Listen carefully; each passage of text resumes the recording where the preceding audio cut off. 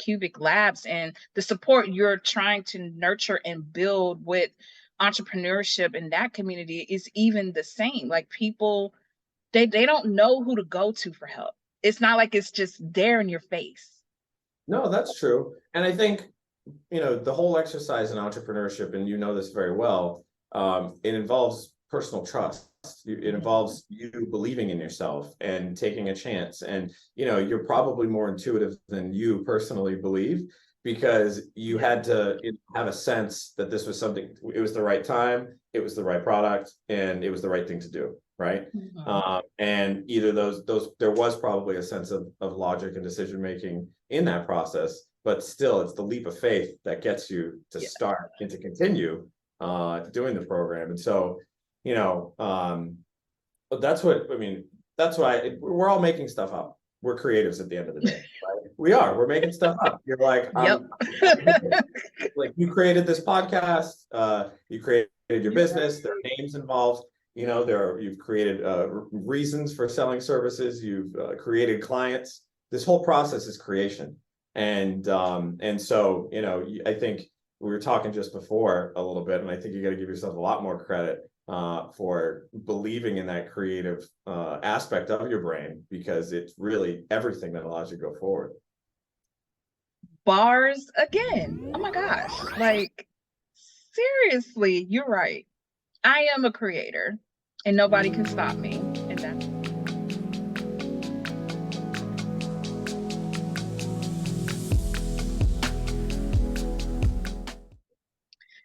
welcome to the Analytical Rewired. I'm your host, Jennifer White, CEO of the MJW Group, and I am excited about today's guest. He's been in my environment now for over a year, and he really helped me during a period of time where I was learning more about how to be a better CEO. Let me say it that way.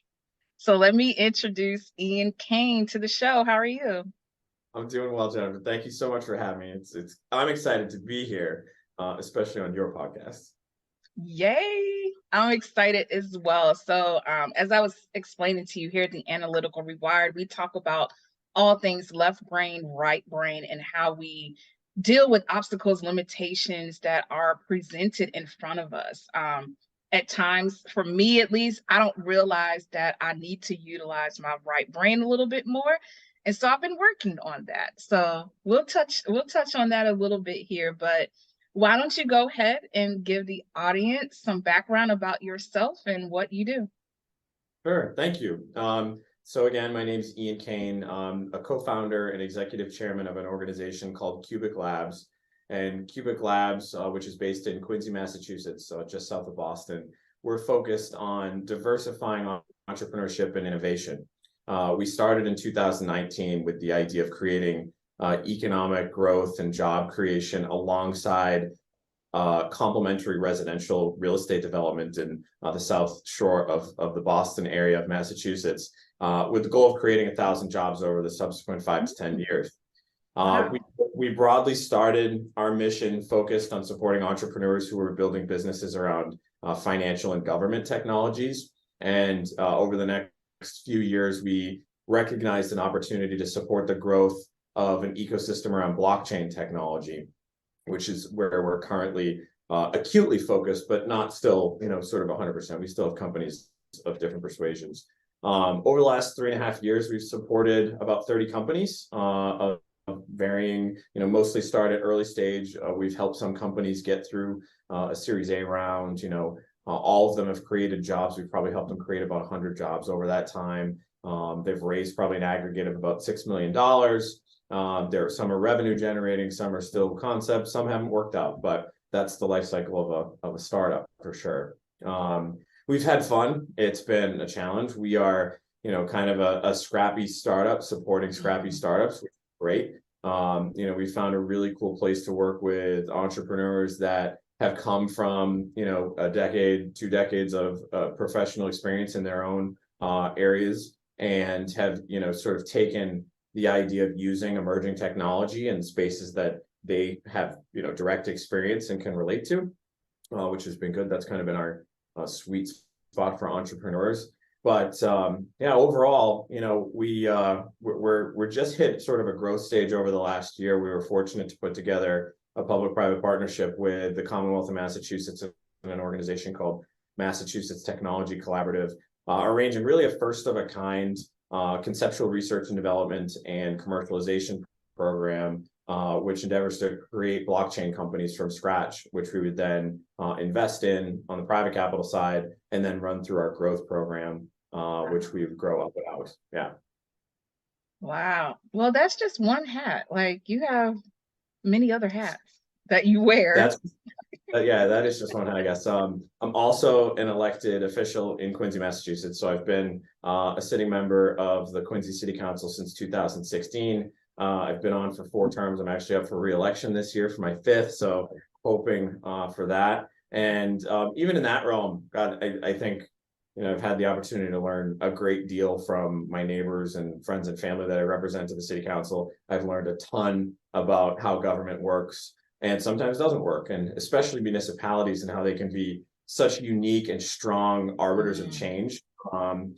I think most people often defer to the power of state or federal government and whatever's going on in the political realm there. But I think municipal government is really where it's at. It's really a place that is the closest to where you live. It touches your backyard. It's your property taxes. It's your trash pickup. It's the services that people most care about. But also, in terms of providing different types of service level and capabilities, cities and towns can do that. You would think back to a model of when cities and towns used to have their own power plants. They probably used to have their own landfills. Those models have become more centralized. And, I think over time, we're probably going to start cycling back towards that decentralized model, because a lot of things are, sort of so out of your control, and the costs on that, value chain of servicing cities and towns for those different services ends up being much higher. So recuperating some of those costs and having those services be closer is very important. And one of those things in particular that we've been working on through the city of Quincy is developing a municipal citywide fiber optic network. So we're one of these cities and towns that currently only has, let's say 1.5 options for internet service. And I just say 0.5 because the other one is essentially DSL, and I don't think anybody's paying for DSL. So, one of the things that residents have told me about over the years is that they are sick of this big incumbent, and they want better service. They're paying too much money. So I started looking into models and said, hey, we can own our own infrastructure, right? We can own our own fiber network and make it open so that internet service providers can offer their services to residents, create a competitive marketplace for that business, but keeping the quality high and driving the cost down. So we've been working on that for the past, that's been like one of my hallmarks, like that I've been focused on for the past 5 years now. We're just about at a pilot phase. We're in engineering and feasibility stage right now, and kind of waiting for a cost package for 1 or 2 pilot areas in the city, which residents are definitely anticipating eagerly. Wow. I mean, oh my gosh. When do you sleep? I don't know. I don't. Do you ever The brain sleep? doesn't shut down. No, sleeping was one of those things in my list for accomplishments in 2023 that I wanted to tackle, and it hasn't happened yet. It's overrated, huh? I guess. Yeah, you do what you can. Yeah. Now, hopefully you all see why I said he helped me become a better CEO, or at least think about things differently, thinking out of the box with some of the solutions that we're able to come up with in our everyday lives. I mean, something like you just mentioned about decentralizing the services because the cost doesn't make any sense, when in reality everybody's probably saying, well, why would we do that? Like, we've built this reputation and rapport with, neighboring towns and counties, and why would we go back to the way things were, right? So it's probably hard to sift and sort through resistance and change all the time with the work that you do. I would imagine that's very difficult to appease everybody. Oh, sure. Yeah, we it's very interesting. I think about this often. I have this conversation with friends. There's something about being an elected official, and I don't know if this has been a recent development, but people seem to feel very comfortable being blunt and very direct with you, when whether in a positive or a negative way. Because I think some of these issues are, I think there's a couple of things. I think some of these issues are so personal to them. It's their property, it's their neighbors, it's certain issues that really can affect their lives. But also, I just think that we're in such a unique time in I don't know, America and society and the world, and sort of this transformative change that we're all experiencing together, that people feel so out of control. They just need to direct their energy somewhere. And we seem to be sort of sometimes the lowest common denominator. You see people take the mantle on particular issues, and they get really attached to them, and they want them to become your issue. And if you don't feel as angry, or have such a strong opinion as they do, then that's problematic. And so it's difficult to sometimes offset that energy. But I just noticed that this is a trend, that I've sort of been exploring over the past few years, that is really unique to this role. Wow, that's interesting. And I guess I can see that because, we all pay taxes and we want to, I think now we're better equipped and educated with understanding how funds and money and energy and resources get allocated, whereas maybe before people wasn't as interested or hands-on about it. So I think you're right. There's been, or it was only a select group of people that had access to the information. Maybe that's what's changed. Information is so readily available now. Yeah, and it is and it isn't. There's a couple ways to look at it. Some information could be presented, some information could be available. Also, some people could have just decided to pay attention, and then their sort of memory of the thing is that the information was never given or it wasn't there, right? So no, I think nothing's perfect. I think that one, there's a narrative that's been developed probably in the last 30, 40 years about a taxpayer, right? About you as a taxpayer specifically. You're no longer a community member, or you're not paying into something that benefits everyone in your community, but you're a taxpayer, so you're entitled to a particular thing, which isn't wrong. It just changes the relationship between you and government, right? It just makes you the consumer of government services as opposed to a participant in the process. And so I think that, we're largely consumer society, that's the way, the customer's always right. And especially in politics, where you're trying to curry favor for people's votes at the end of the day, right? And the support to do the job. But then also there are bad stewards of the people.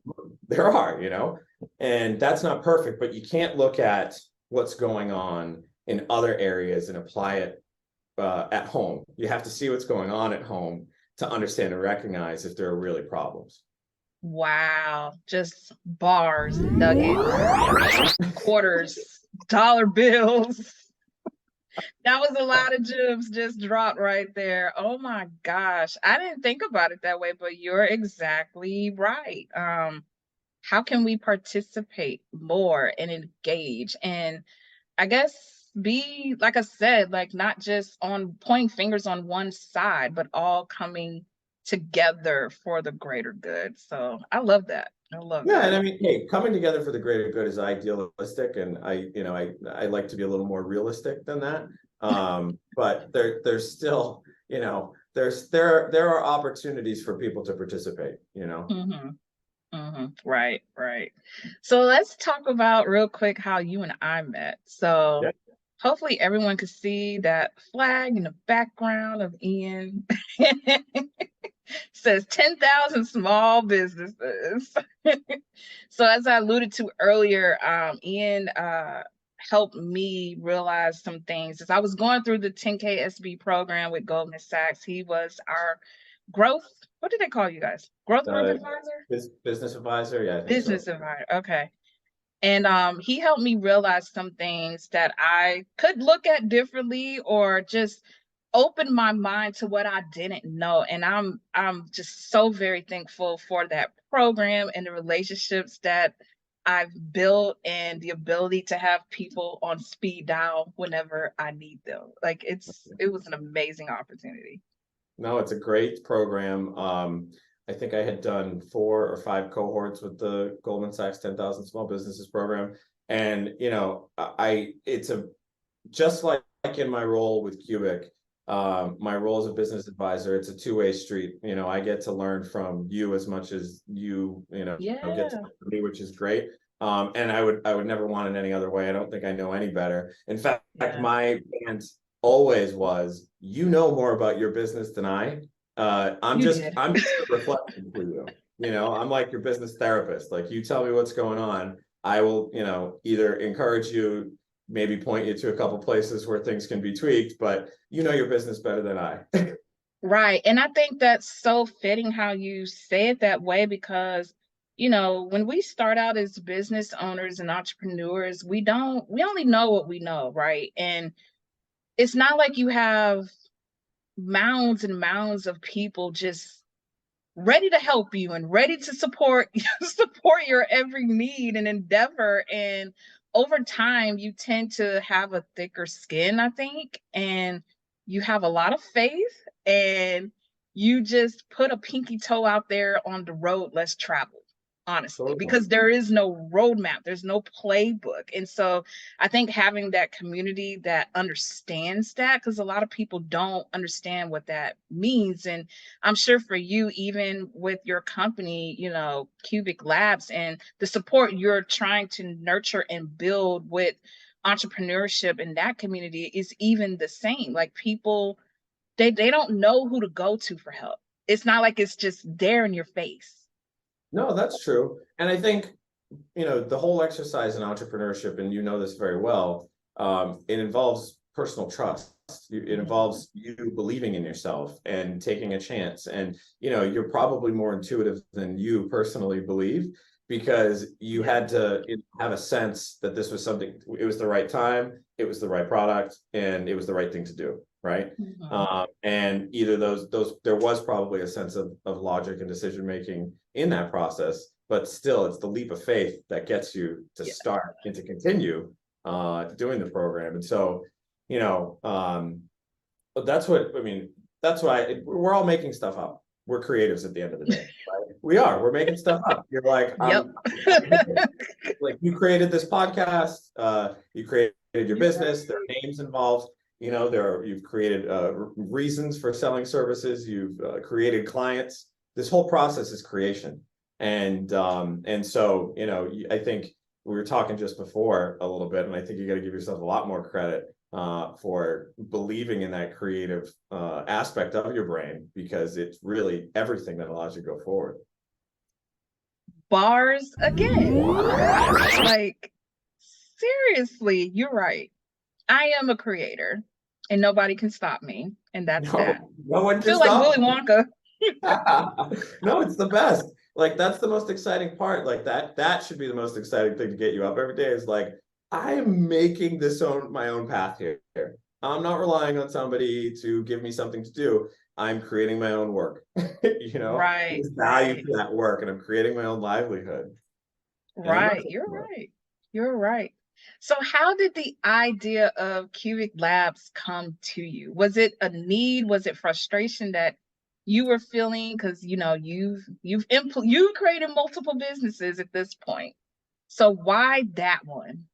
So I had come out of I had a good job, and then I took what I thought was going to be a cool, like, entrepreneurial opportunity. And it was a bad decision. So after 6 months, I left and I said, you know what? I'm not I'm not doing this again. I'm gonna figure something out. And so that's when I started developing like a thesis around innovating local government, just based on what I had seen as a city councilor. And I'd met some companies along the way, and I'm like, there are things you could plug into a municipality that would either serve residents and citizens better, and or make government more operationally efficient. And so I wanted to essentially develop a stable of, suite of companies that you could sort of deliver to a city or town and say, hey, this would really improve your life for everyone. And just through those conversations, I got involved with the Goldman Sachs program. That's when I first started doing that. And then on the other side of that, just in networking, I had recognized that we weren't enjoying a lot of this startup activity that was taking place in a lot of the greater Boston area. And so we were just building residential apartment units, but I didn't see any complementary commercial activity. And I wanted to see more of that. Because to me, having startups and having younger people move to the city, you want them in the coffee shops, in the restaurants, Right. for breakfast, lunch, and dinner and drinks, and living down there. And so it's just another avenue to sort of captively create an audience for economic development. So, I had a friend that was part of a local real estate development group, and he said, if we got dormant space, if you can make use of it, then go ahead. And that was really it. So it was an idea and some I guess attainable sort of support that was in reach, and then execution. And it was, it wasn't easy because I was essentially selling air. It was like, okay, we don't have any, we have a space, but we don't have furniture. I don't have startups yet. And so I'm selling to people for financial contributions to this nonprofit that we would start to support this economic development. And then I'm trying to find startups who would want to join this thing with me and my friend John, who just, started this thing, and we put together a model. And so, we're kind of hopping around trying to build this ecosystem. And the thing for us that was interesting is once we did find a little bit of money, we hustled together some furniture. We found 6 or so entrepreneurs that wanted to join us. COVID happens. So we started a physical space for entrepreneurs during COVID, which was, it was bad for a moment, but it ended up being good for us because we got to sit back and figure out where we were going to be valuable. And then we created a path from there. Awesome. That's a good recover story. Yeah. How would you say the industry has shifted for you? So when you think about entrepreneurial ecosystems and economic development that entrepreneurism brings into towns and cities, how have you seen that shift over the years? Well, I mean, from my perspective, it's been very concentrated in particular areas, and that makes sense. I think where Cambridge and Somerville and other parts of the greater Boston area situated, they've got universities, there's hospitals around, so the biopharma, life sciences space is proliferated, tech. Historically in the Boston area, a lot of big tech companies start here. They might end up out in California. You've heard stories like that. But still, there's still a vibrant tech scene here. So, we've seen it be very concentrated. I think what you saw during and now continued after the pandemic is people were working from home. Offices are more distributed. Office space is very available now. Because companies either, haven't gone back or, have found that remote work is feasible for them. So, for us, it's like we are trying to create that physical space aspect again, and to concentrate in a different area. But yeah, I think that the startup community generally, especially Boston, it's small. And so, trying to find where those entrepreneurs are gonna be developing those concepts, and you can develop a sort of robust pipeline has been certainly a challenge, because I think especially in the space that we've chosen to focus, it's nascent, it's new, and that's going through its own evolutionary period where you've seen a lot of the stories within the crypto aspect of the blockchain space, and now sort of the negative public relations aspects around it. But we're still looking at, and have always been looking at, more of the emerging technology application for innovation in existing industries as opposed to just a pure crypto play. So there are those currents as well, and that's perception. But we're in it for the long run. We've got our heads down. We're focused on creating real case studies and applications that make sense and aren't just speculative and around fads. Interesting. So with that in mind, what do you, I guess, because you've been in this for a while now, a couple of years underneath your belt, what are one or two things you've had to totally rewire about how you approach business now? Oh God.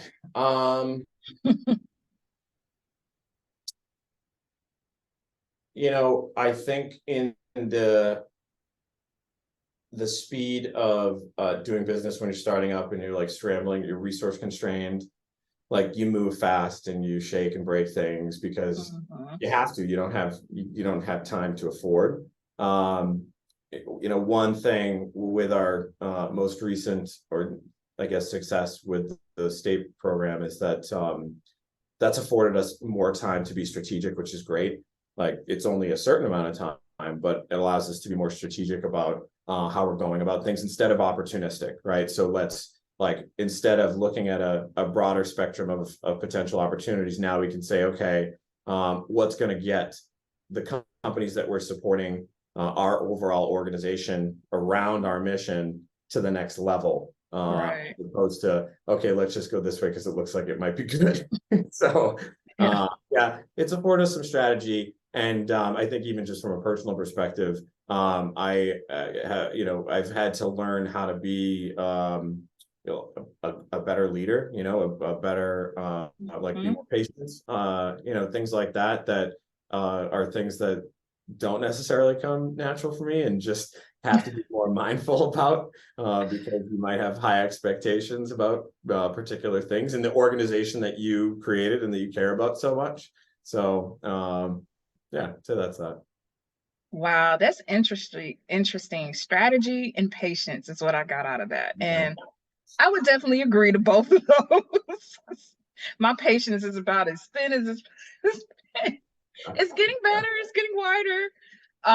But I think with strategy, I always use references to football. With everything I do now, I'm like, who's setting up the play? Like, we don't just go run the play. Like, somebody has to set up these X's and O's and move them around and direct, right? And I think that is missing in the startup world. But it makes sense because you're trying to figure out what's going to work. And then at some point you get like a balance.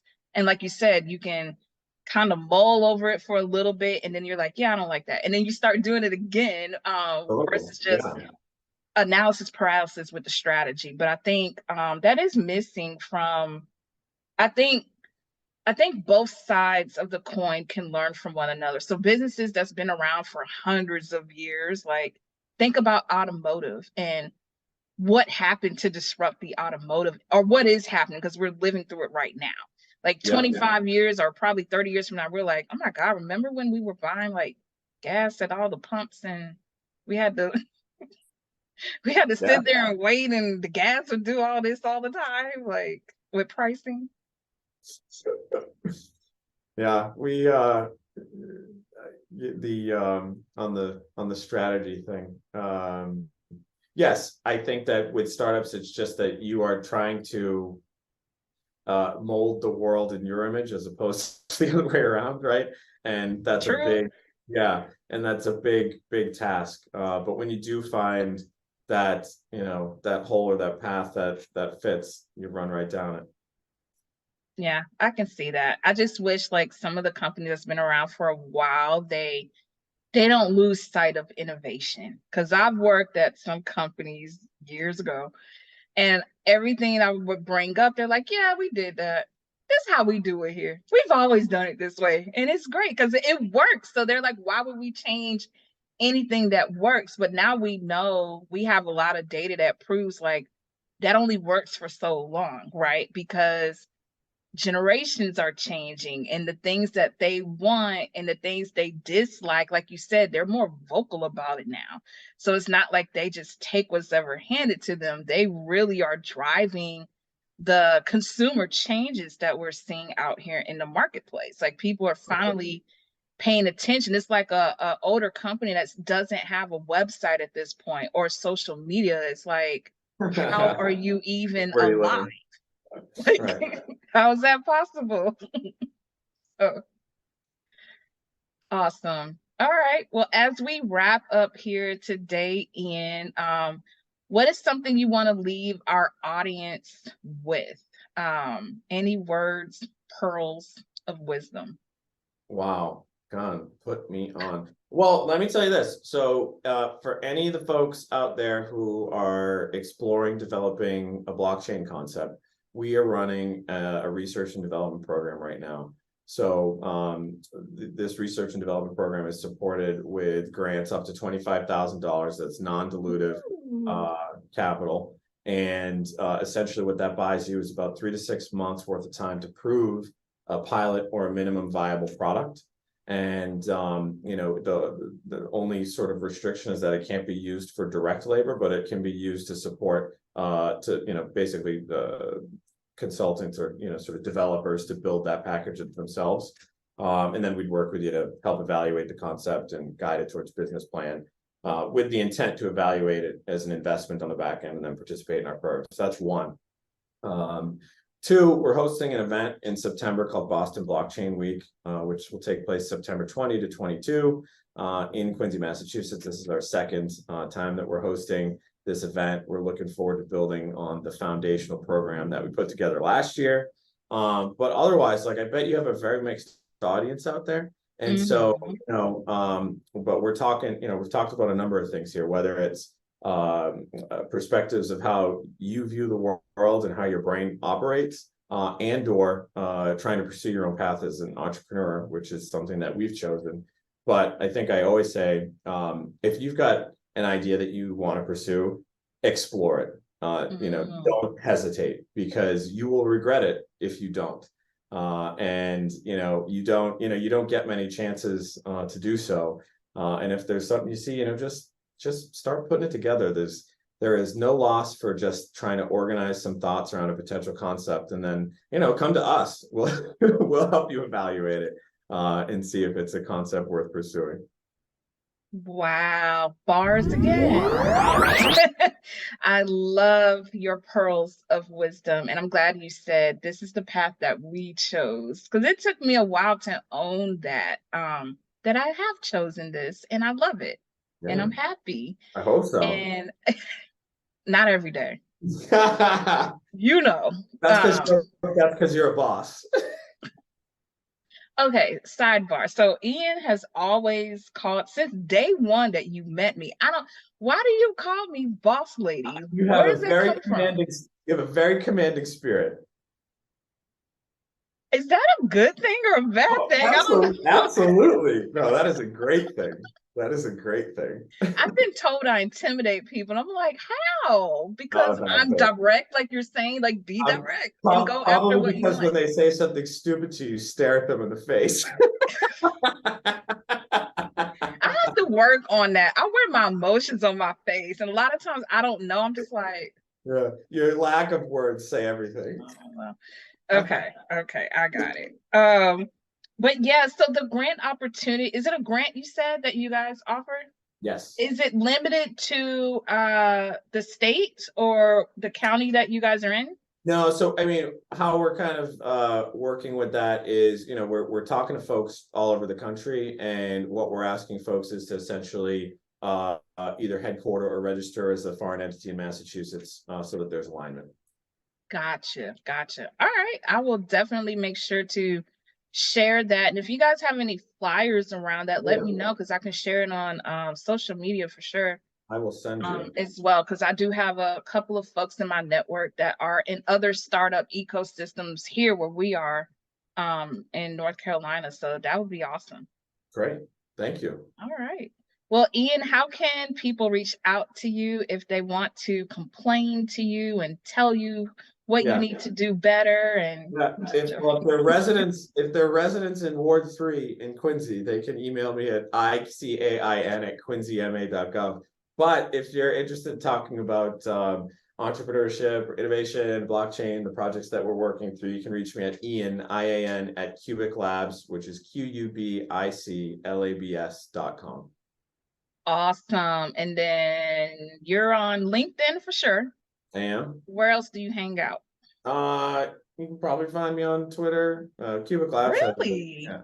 You got Twitter fingers? No, I don't. I read a lot. Yeah, I tweet out some stuff, but I read more. Yeah. You're a lurker. Well, I mean, what's the difference? In the middle. Yeah. All right, this has been awesome. Ian, thank you so much for being a guest on the Analytical Rewired. Everyone, check out Ian on his website and socials. I'll make sure to put that in the show notes. Thank you for joining us today. Everyone, have a great, fantastic day, and we'll see you on the next episode. Make sure to like, share, and subscribe. See you next time. Thanks.